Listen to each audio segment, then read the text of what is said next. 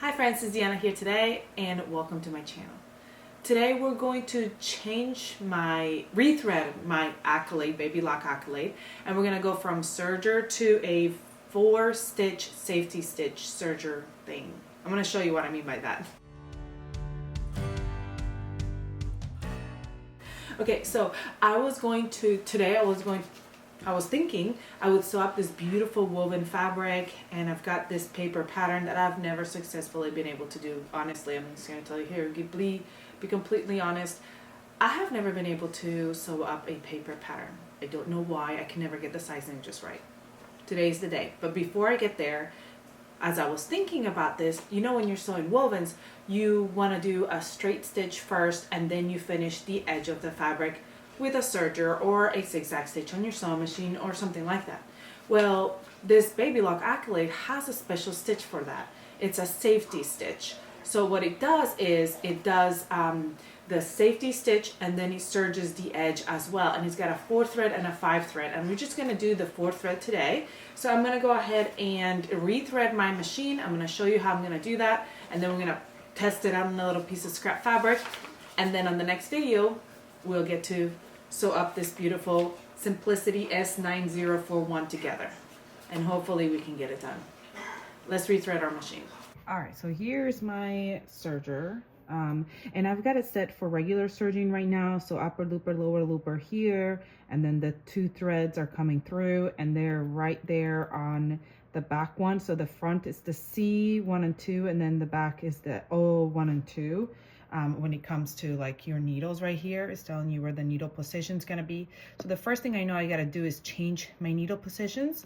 So I've got to have one in the O1 position and one in the C3 position.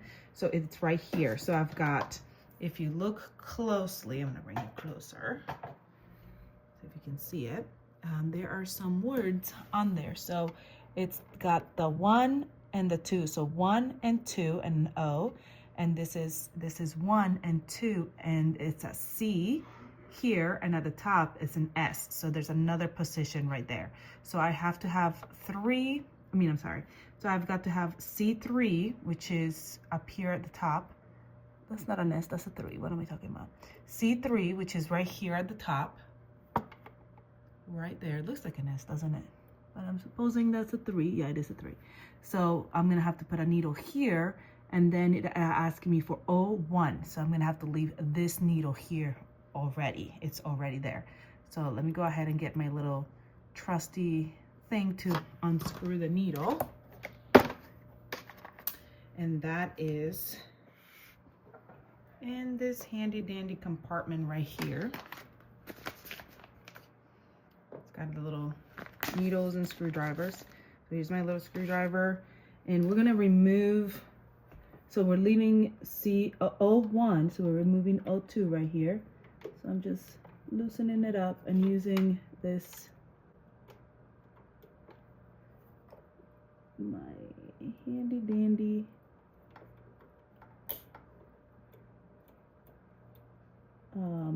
tweezers to get it out.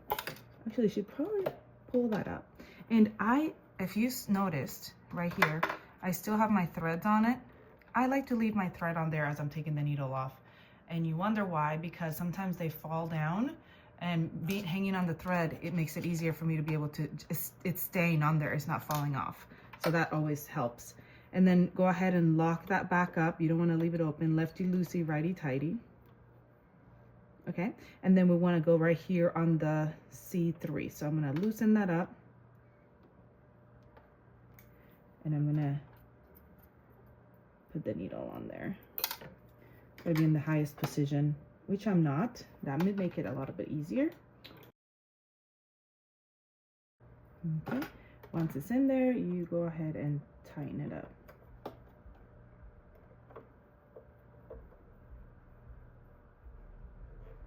All right, so now I've got my needles in the right position. Make sure that they're all tightened up and nice. And every other hole is nice. Okay, so now that I did that, make sure you put away your tools. I am the best at losing my tools because I don't put them away. and put it back in its little cubby over here, so that way you always know where it's at. One thing I'm not used to doing, which I didn't do, is change this to threading. So I changed my knob to threading and I got rid of my threads. So now we're ready to go ahead and move on. Okay, so our needles are set now. We're gonna look now at our stitch length and our stitch width here. Our stitch length is gonna be set at a 3 right there. And then our width is set at a 7.5 right here. Next, our chain needle tension is right here. This is our chain needle here. And then our tension is gonna be set between a 4 and a 6. I'm just gonna put it like at a 5 right there. Next is this chain looper tension, and that's gonna be on a chain stitch. So it's already set on a chain stitch. Obviously, if you're gonna do a cover stitch, we'll change it to that, but right here is set on a chain stitch. So we're gonna leave that there. Our upper looper selector is pointing up right here. So that's facing up, that's what it's supposed to be doing. Our knife is engaged right there. Our cover will have to be closed once we get ready. And then right here, our our subsidiary looper is gonna have to be engaged. So we're gonna push that out and up over. So it's gonna be right there. Usually I do that with my finger, but I wanted you to be able to see, and my fat finger didn't get in the way. All right, that all might seem a little confusing, but that is the reason why it's so important to have this paper in front of you, because it gives you all that information on here. So you don't have to be like guessing, what do I do next? It's all on here. And it's also a picture. There's also a picture of exactly what you're going to do with each thread, and each color is separated, so it shows you exactly. So we're gonna start with this one right here, the burgundy color, which is our front one right here at the front. So I'm gonna move that one over and place it right here. That's the chain looper. All right, we're gonna start right here at the top and put it over the little eye hook right there. And then we're gonna go down here to where this little area is. We're gonna loop it right behind it, come right through. Okay, and then we're gonna go behind this little lever here and up, and we're gonna go right behind, right through here to get your thread in there around, and we're gonna come up to the front. All right, so one thing I forgot to tell you, whenever you set your stitch here, whenever you set it to threading, you have to engage your air threading tubes over here. And in order to do so, your needles have to be all the way up. So if for some reason you're doing that and it's like, nothing's happening, what's going on? That's because you need to make sure that you grab your hand wheel here and spin it forward towards you until it locks. You see that? It locked right there. So now you're ready for air threading. So you got to do that first. So I'm so glad I saw it, because I didn't want you to like not figure it out and be like, oh no, what's going on with the machine? Nothing's going on. You just have to make sure that you set that. Once you do that, we can move on to go ahead and then hitting that. And it goes all the way through and it's already threaded. Next, we move on to our lower looper. So we place our cone there, thread it around, and we're gonna go up here to the front. We're gonna go through the tension here and go down the front right here. Now, once again, we're pulling that thread long and we're placing it right where my lower looper, which is the next one over. And then we're going to press that button again. Gotta get it in there. Get it in there. All right, and there it is. Next would be our chain stitch needle, and that goes right there.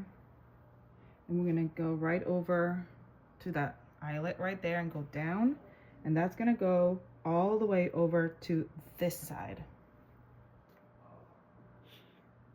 Okay, and we're gonna place it right there through,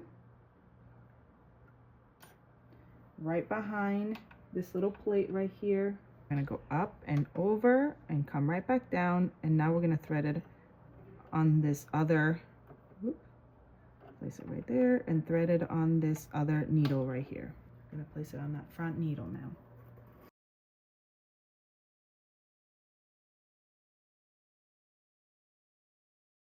All right, now we're gonna try it. I actually am gonna set my length here on my chain stitch at a 6. and see what happens. I'm gonna close everything. Make sure it's set for serging now. Okay, and I'm gonna grab some fabric. You wanna make sure that you place it right under. I'm gonna put my needle down to get started, and we're gonna see how it works.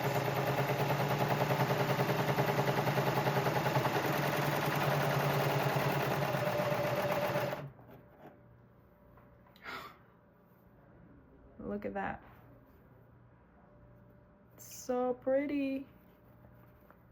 And now you have that reinforced, obviously this is the right side of the fabric, so you can't really see it, so it's not going to be that way, but it's finished at the edge and it's got that straight stitch there. Oh my gosh, it looks so good. I mean, I guess I could make that stitch thinner. It's a 6 right now, so maybe if I made it smaller it would look really good, but we did it. All right, friends, we are done and that stitch looks so good. But before I go, I wanted to clear up some questions here. At the same time that I am recording here, I'm also sharing on my Instagram account. So I had a couple of people ask me some questions and I wanted to share them with you because they are important to know. So what is the reason we use this chain stitch? It's not just a regular serger stitch, because somebody asked me like, isn't a regular serger stitch just 4 threads? Why are you, no, this is not just a regular serge edge. It's a stitch that reinforces the seam. So let's say when you're working with, this is very important for wovens. So let's say we're working with wovens, and I have this woven here as a great example. As you can see, this woven is already fraying just from washing it. And yes, I know you're supposed to finish off your edges of your fabric before you wash them, but who's got time for that? I don't. Bad influence. Don't listen to me. Anyway, so it frays like that. So when you go to sew your garment and you sew it with a straight stitch, which is what we usually do with a woven pattern, if you sew with a straight stitch and your garment starts to fray like this, your fabric starts to fray like this, that straight stitch is going to do nothing for you. It's going to come apart. It's going to fall apart, and that's not what you want. So what we usually do is we go to our sewing machine, do a straight stitch, and then we head over to our serger and finish off the edge, the seam allowance. Or you do a zigzag stitch on your sewing machine or something like that. Or you finish your edges of your fabric first on your serger and then sew it. Either way, you have to finish that edge. Well, when you are using this stitch, you avoid that. You don't have to go back and forth. It does it for you. It gives you your straight stitch, and then it gives you a finishing stitch here at the side. Now, why is it a 4 thread? Why is there a 4 thread, 5 thread, and then even a 6 thread? Okay, here's the explanation for that, which I thought was really cool. I kind of was wondering that myself, and now I see it, and I was like, oh, that makes sense. So you've got your chain stitch, which uses 2 threads. So there already you have 2 threads that are being used by your chain stitch, right? And then you have your finished edge here, which is like a serge edge, but not really. I wouldn't really call it a serge edge. It's a very weak stitch. It's just there for fraying. That uses the lower looper and 1 needle. So that's the 2 stitches. So that's why I have 4 threads on this stitch. Now, if you wanted to have a more reinforced edge, you would do maybe the 3 stitch, which would be an upper looper, lower looper, and a thread. And that would be a more secure serge edge here, which would be for like if you're doing sewing something that's like more for your kids, something that's going to get more wear, something that's going to, you want to be more careful with, you could do that. So I might do the 5 threads on this one just because this fabric frays really bad. So I want it to be like really nice. Now if you want it to be like super sturdy, like maybe a denim or something like that, I'm not sure, you could do the 2 threads, the chain stitch, and then a regular 4 thread overlock stitch, which would be upper looper, lower looper, and the 2 needles. So that's 4 threads. So then you would be threading 6 combs. I hope that makes sense. So that's the reason why you have 4 thread, 5 thread, and 6 thread. It's not that the chain stitch is any difference. It's just how enforced that serge edge or that finish edge is going to be. You wouldn't want to use the 2 thread serging for your clothing. It wouldn't be strong enough. But that is just keeping it from fraying. What's doing the work is the chain stitch, which is a really nice stitch. So that's why you can get away with the 2 thread stitch. I hope that makes sense. Now, let me know if that makes sense. Let me know if you have any questions. Comment below. Don't forget to subscribe. Subscribing is always so great because it helps with algorithm, showing my videos to other people, and it's just really nice. I love it.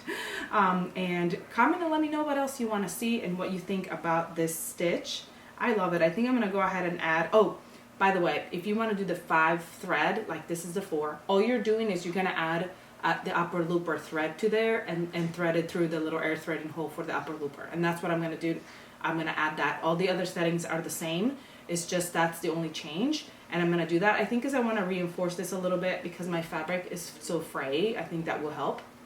I don't know. We'll see. But anyway, I hope you have a great rest of your night. I'm going to go. My husband and my son are hungry now. I am too. We're going to make homemade pizzas. And then maybe after, I'll get to work on this dress. Or maybe tomorrow. It doesn't really matter. It's just fun. This was so fun to get to figure this out. That was my first time threading it. And we did it together. And I'm so glad it worked. I just wanted to show you how easy it was. It's my first time. And I got it done on the first try. I mean, I was like, what? So if I can do it, you can do it. If you want to check out my Babylock ambassador page, I'll add a link to it below so you can go check it out and see the sewing machines I have. And if you have any questions or if you want to buy a sewing machine from Babylock, which is a great sewing machine, you can go ahead and do so from that link. I hope you have a great rest of your day. I already said that. And I'll see you all next time. Bye.